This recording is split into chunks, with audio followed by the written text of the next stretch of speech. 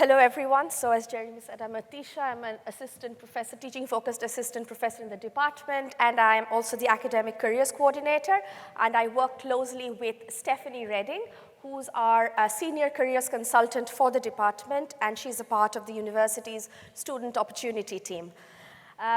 So what I'll try in this talk is to give you an insight of what employers think about our graduates, and then provide you some basic data of where our graduates have ended up after their degrees.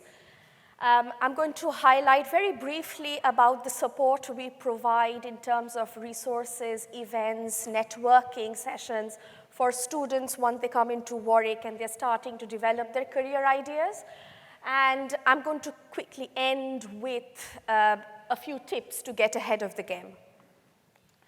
So our graduates, needless to say, do very, very well in the job market. So about 92% of economics undergraduate students were in graduate level work, study, or both within 15 months of their completion of their degree, and this is based on data from 2019-20. And the median salary for these students has been $35K. And according to High Flyers Research, which is an independent market-based research company focusing on graduate and student outcomes, they have ranked Warwick as the 5th most targeted university by the UK's top 100 graduate employers. Now, regarding graduate career pathways, so an economics degree equips you with a wide variety of transferable skills, and that's just not limited to analytical or problem-solving skills, because throughout the modules that you do and the way the modules are structured within the degree programs, there's going to be ample opportunity to imbibe skills such as written and oral communication skills, interpersonal skills, team working skills, working with people coming from diverse backgrounds. And that is a very, very important skill to learn and which employers look for in your job profile when you apply. So typically what happens is after an undergraduate degree, our students normally go into city jobs, mostly the banking and finance sector. But there are quite a number of students going into careers which are not banking and finance, so going into careers which are more policy-related, more think tank-based.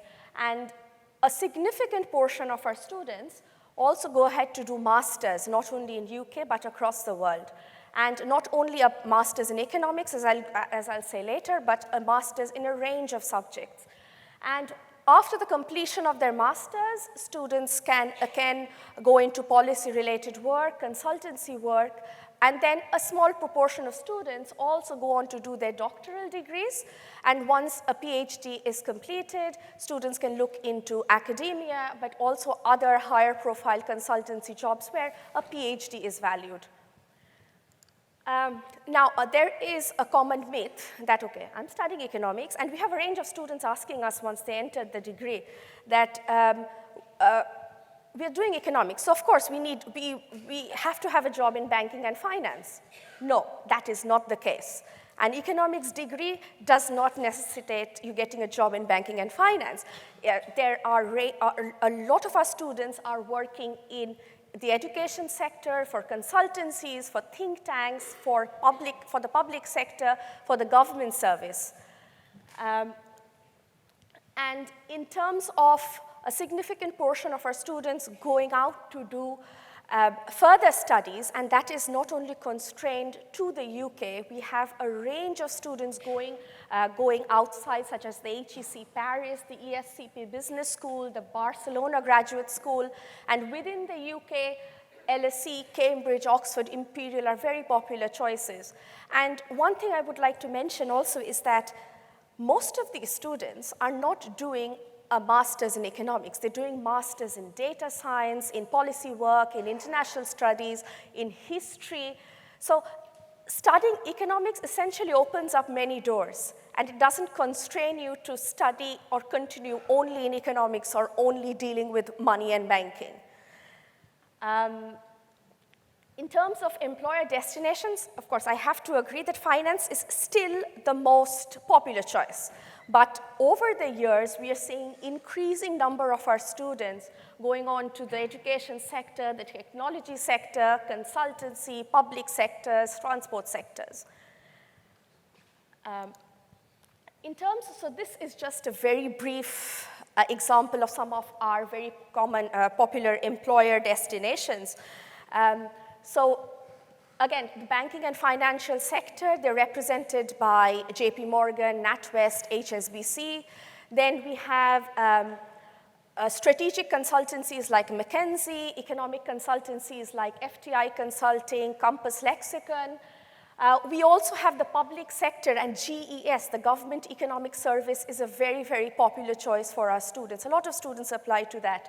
And we also have the Department of Health and Social Welfare as a popular choice. Then we have the technology giants like Amazon, IBM, and we have retail houses like M&S, and public sector utilities like Opus Water.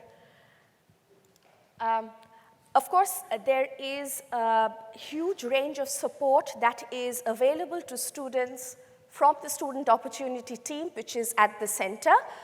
And in addition to that, what we try to provide as a department is additional support, which is primarily economics focused. So one of our flagship things are we organize 2 per term careers in economics alumni journeys, where we invite alumni from different career paths who are fairly recent graduates to come and network with our students so that students understand, okay, what are the type of modules that you took? What are the skills that you learned? So if I want to go into this particular pathway, what should I need to do? And because they're fairly recent graduates, it just makes it easier for our students to interact. So for example, we've had a session where we had a graduate who started his own media company. And then we had a recent panel with students who are currently doing their masters, and one of them was actually also working part-time while doing her masters. So, and that kind of gives students the opportunity to network. In addition, we have the annual Careers in Economics event, fair, where we have a range of employers exhibiting the kind of work they want employees to do if they're recruited. And again, that's a fantastic networking event. In addition, we have a Microsoft Teams page, careers channel for our students, where we kind of post jobs which are more economics oriented. And this is in addition to My Advantage, which is the Student Opportunity, the university's portal. And we also have a careers bulletin, a constantly updating departmental website, and a module skills page, where we link the skills that students learn in different modules to employability skills. So this just gives students more opportunity to develop their job profile, to articulate themselves better.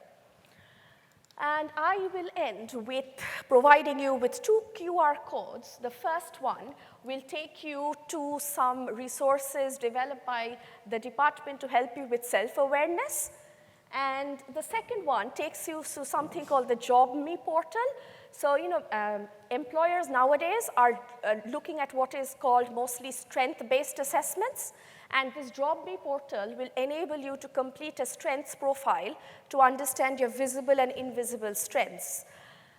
So before I hand over to Timo, thank you for listening and all the best with your applications.